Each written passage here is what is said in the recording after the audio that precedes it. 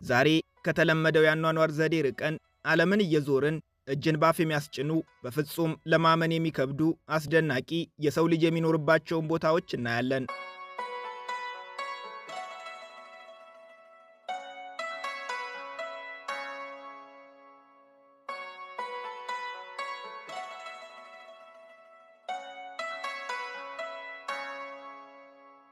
ቤቴ በሰማይ ነው ማለት አሁን ነው። ንፋስ ነው ዘመዴ እዚህ ቢከፈት ዘፈን ሳይሆን ኑሮ ነው የሚሆነው። ከሰው ይልቅ ንፋስና ደመና ይቀርቧቸዋልና። የሚያስደንቀው ሰዎች እዚህ መኖራቸው ብቻ አይደለም፣ እንዴት አድርገው መኖሪያቸውን ገነቡት የሚለውም እንጂ። የማይቻል ነገር የለም የሚሉን ይህንን አይነት ተአምር ቢያሳዩን የምር ቶሎ ባመናቸው ነበር። ቻይና ገብተናል። ጉንዡ ይሉት የቻይና ግዛት ለቁጥር የሚታክቱ እንዲህ አይነት መኖሪያዎች መገኛ ነው። ፋንጂንግ ተራራ ላይ ነው የምንገኘው። በአካባቢው ጥንታዊ የቻይና ጎሳዎች ናቸው የሚኖሩት። አካባቢው በጫካና በድንጋያማ ተራሮች የተከበበ ነውና ለደህንነታቸው ሲሉ ብዙ ሺህ ዘመናትን እንዲህ ነው የኖሩት። ዛሬም ይህንን አስደናቂና ለማመን የሚከብድ አይነት አኗኗራቸውን አልተውትም።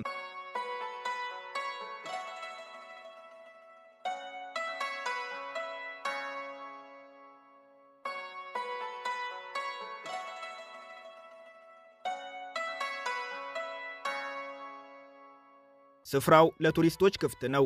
እዚህ ለመድረስ ከመሰል ጎብኚዎች ጋር መጀመሪያ የአስጎብኚ ድርጅቶችን ታክሲ መያዝ ይኖርቦታል። በጉዞ ወቅት የሚያዩት ጥቅጥቅ ባለ ደንና ዙሪያው በገደል የተከበበው ተፈጥሮ ተራራ ወጥተው ከሚያገኙት ደስታ የማይተናነስ ልዩ ደስታን ይሰጡታል። አብዛኛው ዓለም ስፍራውን አያውቀውምና እዚህ የሚያገኟቸው አብዛኞቹ ቱሪስቶች ቻይናውያን ናቸው። እግረ መንገዱን በቻይና የአገር ውስጥ ቱሪዝም የደረሰበትን ደረጃ ይመለከቱበታል። አሁን በመኪና መጓዝ ከምንችልበት የመጨረሻው መንደር ደርሰናል። ቀጣይ ጉዞ በኬብል መኪና ነው የሚሆነው። የኬብል መኪናውም እዚያ ድርሶን ይመለሳል። እኛ ግን አልደረስንም። ሌላ የእግር ጉዞ ይጠብቀናል። የእግር ጉዞውን ስንጨርስ ግን ድካማችንን የሚያስረሳን እንኳንም መጣው የሚያሰኝ ይህንን የመሰለ ተአምር ይጠብቀናል።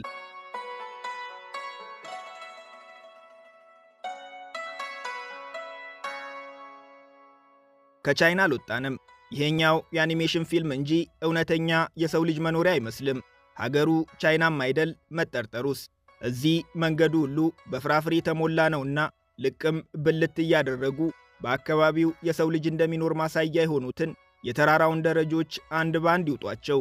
በሱያንግ ግዛት ነው የምንገኘው። ለአካባቢው የሚቀርበው ከተማ ዙኒ ይባላል።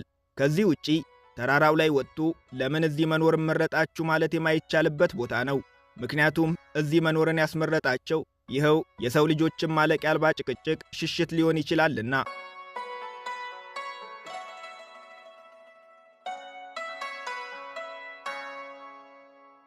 ይሄኛውን የሰቀቀን ኑሮ ልንለው እንችላለን።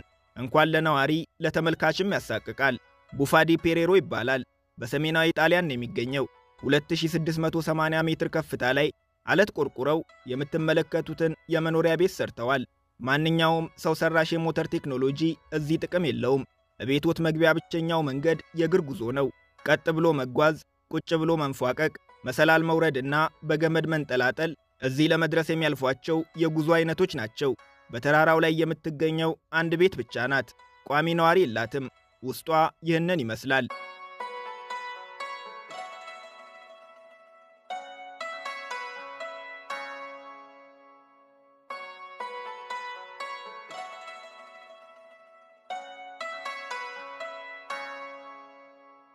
አንድ ክፍል ቤትና ጠባብ በረንዳ። በውስጥ የሚገኘው አንድ ክፍል ሳሎንም መኝታ ቤትም ኪችንም ሆኖ ያገለግላል። ምን ሲሉ እዚህ መጥተው ቤት ሰሩ፣ ግንባታውስ እንዴት ሆነላቸው ማለቱ አይቀርም መቼስ። የፈረንጆች አገር መሆኑን መልሰን ማስታወስ ይኖርብናል። ልጅ ሆነን የሌለን ነገር ምን ያህል ያጓጓን እንደነበር የቀደመ የልጅነት ትውስታውን ይቀስቅሱት። የቤቶን ምግብ ትተው ለጎረቤት ቆሎ ያለቀሱበትን አመል አይለቅም መቼስ። የሰው ልጅ አድጎም እንደዛው ነው። መደበኛ ሕይወታቸው አላስጨንቅ ያላቸው ፈረንጆች ሰበብ እየፈለጉ ሆቢ እያሉን የሚጨነቁት። እንግዲህ እዚህ ላይ ተንጠላጥሎ አካልን ለአደጋ ነፍስን ለጭንቀት መዳረግ ሆቢ ነው ለነሱ። ተመስገን ነው መቼስ። አፍሪካውያን እንዲህ አይነቱ ቅብጠት ትዝ ብሎንም አያውቅ። ሕይወት ራሷ እኛም ማስጨነቅ ሆቢዋ ነውና የዕለት ጭንቀታችንን ነስታን አታውቅም። ተጨማሪ ጭንቀት ለመፍጠር የሚሆን የተረፈ ጊዜም የማሰቢያ የኑሮ ፋታም የለንም። እኛ በኑሮ የተጣድንበትን ጭንቀት እነሱ እንዲህ ተራራ እየወጡ ነው የሚያዩት። የሚገርመው ግን ገደላ ገደሉን ሲንጠላጠሉ እኛ ለእነሱ የሚጨንቀንን ያህል እነሱ ግድ ሰጥቷቸው አያውቅም። እንደውም ደስታ ይሰጠናል ነው የሚሉት። ያድርግላቸው። ብቻ ቦታው የተራራ ወጪዎች ነው፣ የገደል ወራጆችም ልትሉት ትችላላችሁ። የእነሱ አይደለም የሚገርመው። መንግሥት ሆቢያቸው ሆኖ ሲጨነቁ ለዋሉ ዜጎቹ ማረፊያ እንዲሆን የሰው ልጅ መድረስ በማይችልበት አደገኛ ተራራ ላይ አለት ፈልፍሎ የምትመለከቱትን ቤት ገንብቶላቸዋል። ቤቱ ከተገነባ 70 ዓመታትን አስቆጥሯል። ጉዳት በደረሰበት ቁጥር እግር በእግር እየተከታተሉ እድሳት ያደርጉለታል። በቤቱ የፈለጉትን ያህል ጊዜ ቢቆዩ 70 ሳንቲም ክፍያ አይጠየቁም። ችግሩ የቤቱ ቁጥር ማነስ ነው። አንድ ነውና ብዙ ሰዎችን ማስተናገድ አይችልም። በዚህ ምክንያት አንድ ያልተጻፈ ሕግ ተቀምጧል። ቀድሞ የመጣ ቅድሚያ ይሰጠዋል። መንግሥት ቤቱን ከመገንባት በተጨማሪ አያድርገውና ተራራ ወጪዎች አደጋ ቢያጋጥማቸው ወይም ታመው እርዳታ ቢያስፈልጋቸው በአንድ የስልክ ጥሪ አፋፍሶ ወደ ሆስፒታል የሚወስዳቸው የተሟላ የሕክምና መሳሪያ ያለው ሄሊኮፕተር ይልክላቸዋል።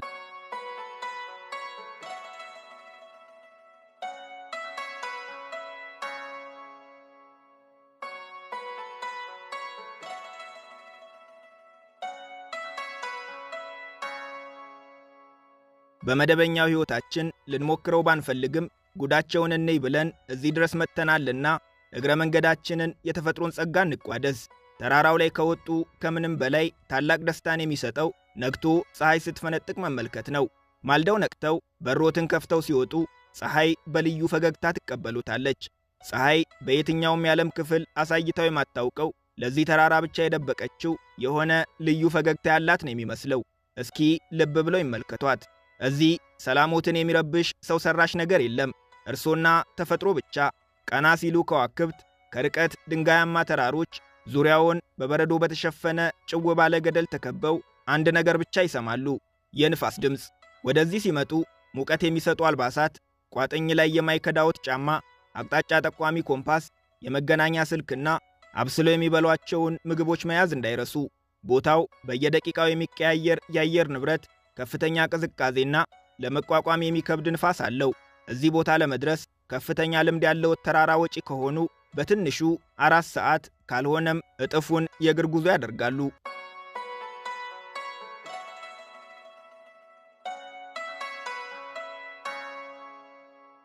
ሩሲያ ገብተናል።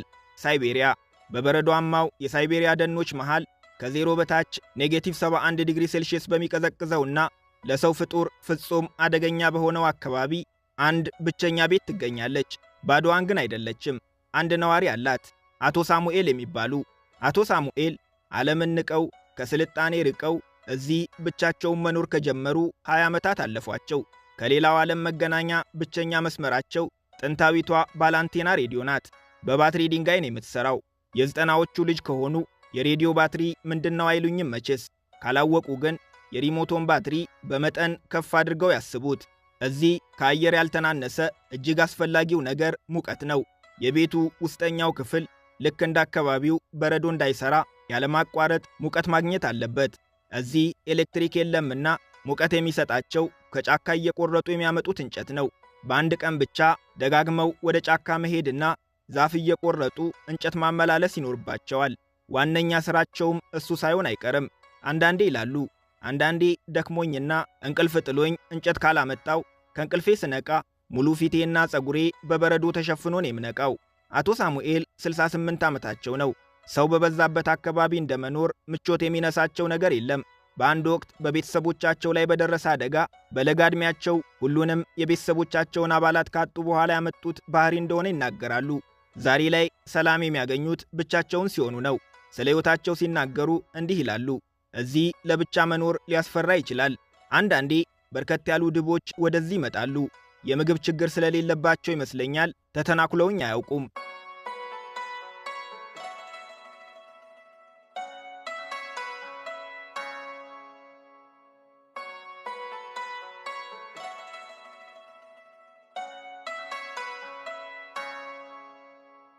ሙቀት ከማግኘት ቀጥሎ የአቶ ሳሙኤል ሌላኛው ፈተና ምግብ ማግኘት ነው።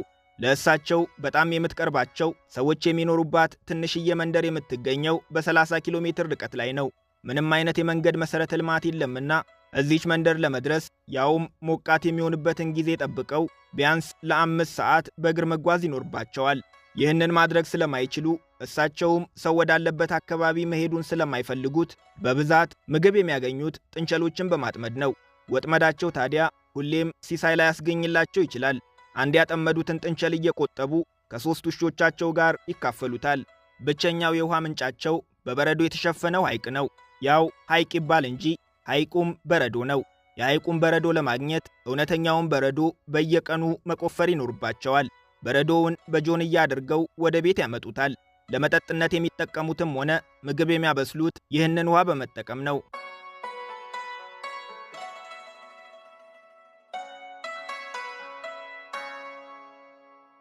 ማልዲቭስ ደርሰናል። ይሄኛው ሙራካ ይባላል። ቅንጦት ለሚወዱ ሀብታሞች ሲባል በአሜሪካው ኤምአይቲ ዩኒቨርሲቲ ኢንጂነሮች የተገነባ ነው። መኝታ ቤቱ ከውቅያኖስ በታች 5 ሜትር ርቆ ውሃ ውስጥ ነው የሚገኘው። ሙሉ ቪላው ሙሉ በሙሉ በውቅያኖስ ላይ የተገነባ ሲሆን 2 አካሎች አሉት። ግማሽ አካሉ በውቅያኖስ ውስጥ የተቀበረ ነው። ከውቅያኖሱ በላይ ሳሎን፣ መታጠቢያ፣ ኪችን፣ በረንዳና የመዋኛ ገንዳዎች አሉት። ሙራካ ቅንጡ ሆቴል ነው። ተከራዮቹ ሀብታሞች ናቸውና እዚህ የሚመጡት በግል ጀት ነው። በመስታወት በታጠረ መኝታ ቤት ውስጥ በአሳና በሌሎች ፍጥረታት ተከበው ማደር ምን ስሜት ሊሰጥ እንደሚችል ከማሰብ ውጪ በተግባር መፈጸሙ ሳይከብደን አይቀርም። ምን ማለትህ ነው? እኔ አቅሟለኝ አደርገዋለሁ ካሉም ከጉዞ በፊት ዋጋውን ልንገሮት። እዚህ ለቆዩበት ለእያንዳንዱ ቀን $50,000 ይከፍላሉ። ዝቅተኛው እዚህ መቆየት የሚቻለው ደግሞ ለ4 ቀናት ነው። እናም እዚህ ከመጡ ለሆቴሉ የሚከፍሉትን $200,000 ማዘጋጀት ይኖርቦታል። የእኔ ካልኩሌተር ይህማ ከ25 ሚሊዮን የኢትዮጵያ ብር በላይ ነው ይለኛል። ካላመናችሁኝ ግን ምንዛሬውን በራሳችሁ ካልኩሌተር ምቱት።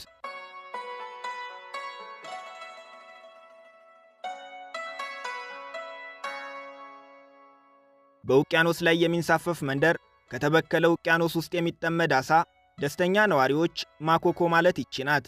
የማይቻለው የሚቻልባት፣ በፍጹም የማይታመኑ አስደናቂ ነገሮች የሚፈጸሙባት የተቃርኖ መንደር። ናይጄሪያ ገብተናል። ከሌጎስ ግን ብዙም አንርቅም፣ 10 ኪሎ ሜትር ብቻ። የእናት ወድ ዥንጉርጉር አይደል የሚባለው? በናይጄሪያ አየነው። አንዳንድ ልጆቿን እንዲህ አቀማጥላ ታኖራለች። ናይጄሪያ ማኮኮ ላይ ሲሆን ግን ትጨክናለች። የመጠጥ ውሃ የለ፣ መብራት የለ፣ መንገድ የለ፣ ነዋሪ ብቻ። ነዋሪ ቢሉ 1 2 እንዳይመስላችሁ፣ ከ1 እስከ 200 ሺህ እንጂ ግምት ነው። ታዲያ የናይጄሪያን መንግሥት በማኮኮ የሚኖሩ ዜጎች ቁጥር ስንት ነው ብትሉት እኔ እንጃ ነው መልሱ። ጉዳይ ብሉ ቆጥሯቸው አያውቅም። የማኮኮ ነዋሪዎች ውሃ ላይ ተቀምጠው ውሃ ይጠማቸዋል። ለምን አትሉኝም መቼስ። ሲጀመር የውቅያኖስ ውሃ ነውና ለመጠጥ አይሆንም። ዋናው ምክንያት ግን እሱ አይደለም።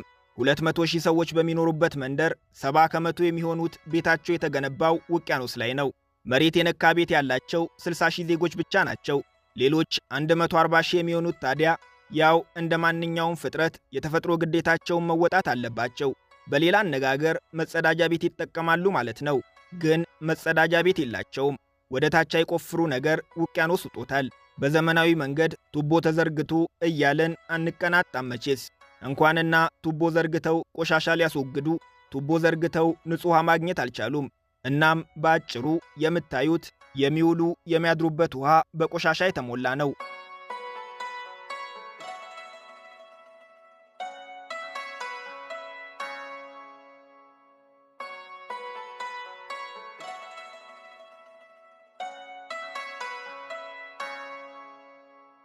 የዛሬን አያድርገውና ነገሮች እንዲህ አልነበሩም።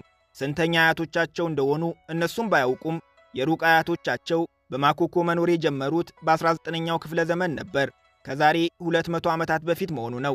ናይጄሪያውያን ብቻ አልነበሩም። ከጎረቤት አገር ቤኒን የመጡ የአንድ ጎሳ አባላት ነበሩ ቀድመው በዚህ የሰፈሩት። ምን አመጣቸው ካላችሁኝ ደግሞ መልስ ያጭር ነው። አሳ ለማስገር።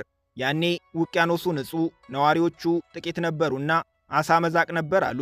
ማኮኮ እንደ ዛሬው ውሃ ላይ ሳይሆን በውቅያኖስ ዳርቻ በሚገኘው መሬት ላይ ነበር የተገነባችው።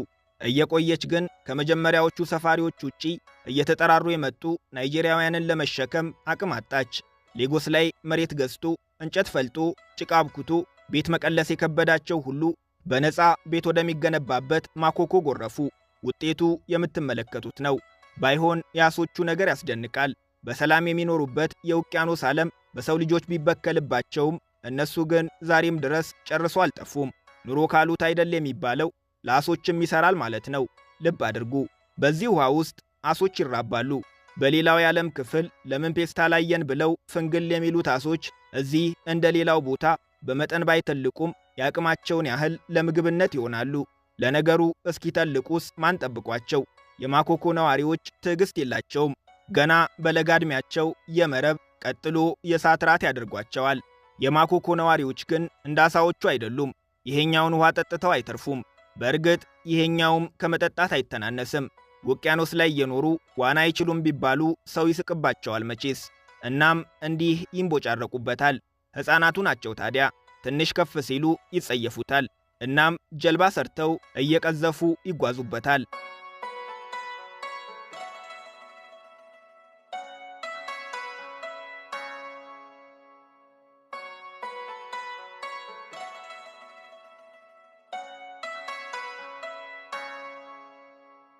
ማኮኮ የኤሌክትሪክ መብራት አይታ አታውቅም።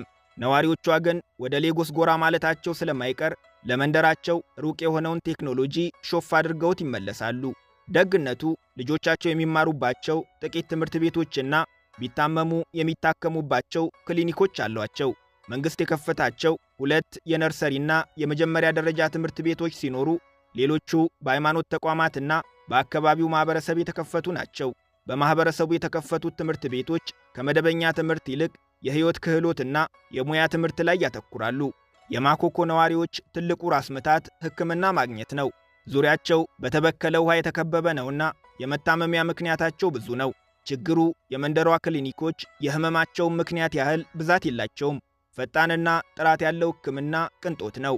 ያሉት በጣት የሚቆጠሩ ክሊኒኮች ሲሆኑ ተከፍተው እስኪዘጉ በመንደሯ ነዋሪዎች የተጨናነቁና ጥራት ያለው አገልግሎት ለመስጠት የሚያስችል ባለሙያም ግብአትም ያልተሟላላቸው ናቸው።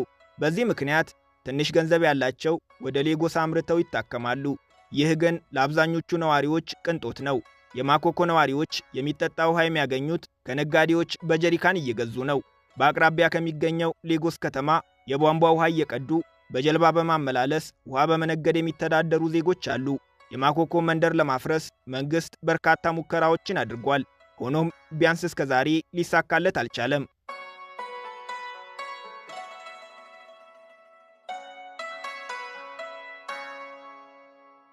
ብራዚል ገብተናል። ይህ በሪዮ ዴ ጄኔሮ ደቡባዊ ክፍል የሚገኝ ፋቬላ ሮሲኒያ ነው። የነዋሪዎቹን ብዛት የብራዚል መንግሥትም አያውቀውም። በአካባቢው ነዋሪዎች መረጃ መሠረት ግን እስከ 250 ሺህ ሰዎች እንደሚኖሩበት ይገመታል።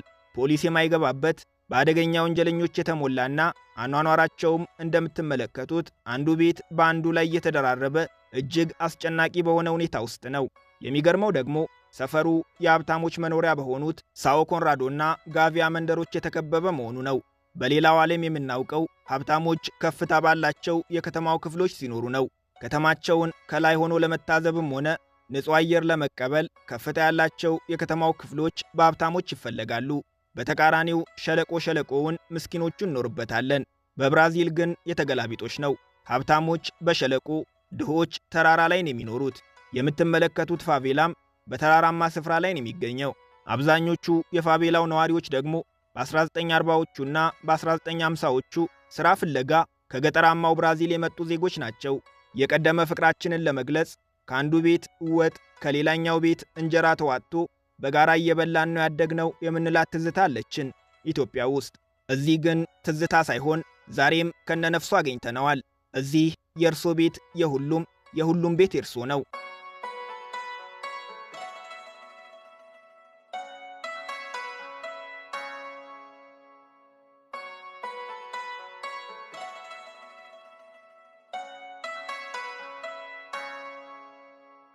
የአካባቢው ነዋሪ ካልሆኑ ጸጉረ ልውጦች በፍጹም ወደ ፋቬላ እንዲሄዱ አይመከርም።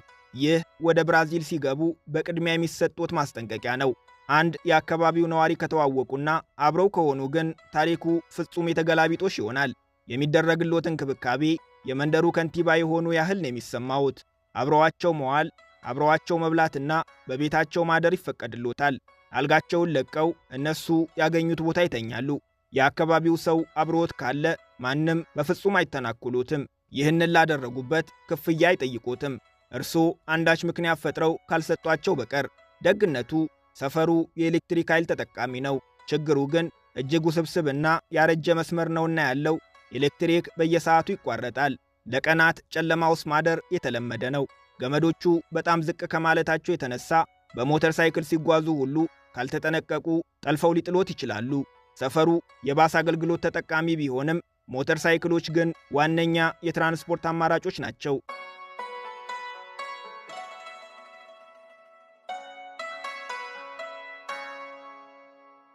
ማሳረጊያችንን ወደ መነሻችን ተመልሰናል። ያንጂን ቻይና ገብተናል። የዓለማችን ጠባቧ ከተማ። ከተማዋን ከትላልቅ ሕንፃዎቿ ስር ሆነው ከተመለከቱ የከተማዋ ትክክለኛ ገጽታ ላይገለጥሎት ይችላል። ከፍ ብለው ሲያዩት ግን አንድ ጎዳና ብቻ ያላት በሁለት ተራሮች መሃል የተጣበቀች 30 ሜትር ስፋትና 5 ኪሎ ሜትር ርዝመት ያላት አስደናቂ ከተማ ናት። ጥበቷ ላንስ ብሏት ከዚህችም መጠኗ ላይ ከፊሉ በናንጂ ወንዝ የተሸፈነ ነው። ቻይናን በሚያህል ሰፊ አገር ባልጠፋ መሬት ምን ሲሉ በተራሮች መሃል በተጣበቀች ከሲታ ቦታ ላይ ይህን ሁሉ የሕንፃ መዓት ገነቡት ሊያስብሎት ይችላል። የነዋሪዎቿም ቁጥር ቀላል እንዳይመስላቸው። አንድ ቀጭን ጎዳና ብቻ ባላት ጠባብ ከተማ ውስጥ 450 ሺህ ቻይናውያን ይኖራሉ።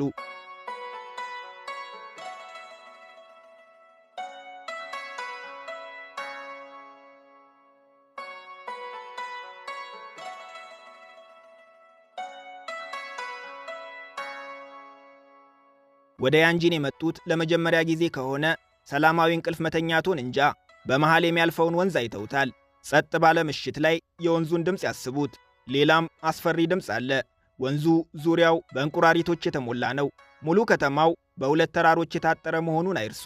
በውድቅት ሌሊት የወንዙና የእንቁራሪቶቹ ጩኸት ከተራራው ጋር እየተጋጨ ሲያስተጋባ እየሰሙ ሰላምም እንቅልፍም አይታሰብም። በፍጹም ሰው በማይኖርበት የዓለም ክፍል ብቻውን የተጣሉ አይነት ስሜት ነው የሚሰማውት። እንግዳ ከሆኑ ነው ታዲያ። 450 ሺዎቹ ነዋሪዎቿ ግን እንቅልፍ እምቢ የሚላቸው ይህንን ድምፅ ካልሰሙት ነው።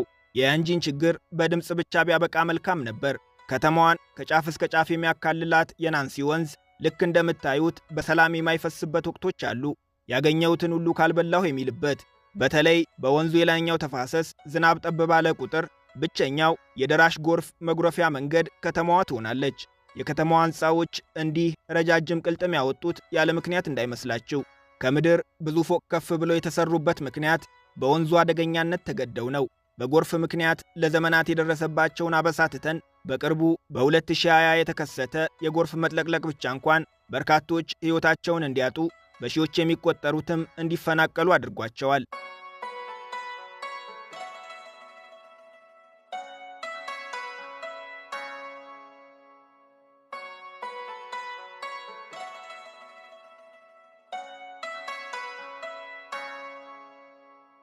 ሌላኛው የከተማዋ ገጽታ ሙሉ በሙሉ በሚባል ደረጃ በሕንፃ የተሸፈነች መሆኗ ነው። የተወሰኑ ቤቶች ካልሆኑ በቀር በከተማዋ ቪላ ቤቶችን ማግኘት የተለመደ አይደለም። ምክንያቱ አንድ ነው፣ መሬት ውድ ነው። ዕለት በዕለት እየበዛ የሚገኘውን የነዋሪዎቿን ቁጥር ለመሸከም ከተማዋ ሁለት አማራጮች ብቻ አሏት። ወይ አየር ላይ ወደ ላይ፣ ወይ መሬት ላይ ወደ ጎን መርዘም። ሁለቱንም እያደረገችው ትገኛለች። በየጊዜው አየር ላይ በከፍታ መሬት ላይ በቁመት ትረዝማለች። ሌላው አስደናቂ እውነታ የትራንስፖርት መሠረተ ልማቷ ነው። ለ450 ሺህ ዜጎቿ የሚሆን አስቤዛ ከሌሎች የቻይና ከተሞች ተጭኖ ነው የሚመጣላቸው። አጓጓዡ ባቡር ነው። ሀገሪቱ ቻይና ናትና የያንጂን ነዋሪዎች ዘመናዊ የባቡር መስመር ተጠቃሚ ናቸው። ጂኦግራፊያዊ አቀማመጣቸውን ላየ ግን ቻይናውያን ባይሆኑ ኖሮ ከዓለም ተቆራርጠው መቅረታቸው አይቀርም ነበር። የቻይና ቴክኖሎጂ ረቂቅ ነውና ባቡሮቿ በተራሮች ስር በድንጋዮች መሃል እየተሽለከለኩ ያንጂንን ከተቀረው ቻይና ያስተሳስራሉ።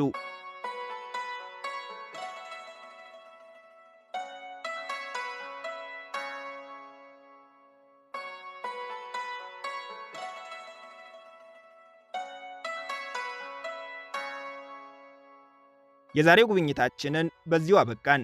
አብራችሁን ስለቆያችሁ እናመሰግናለን።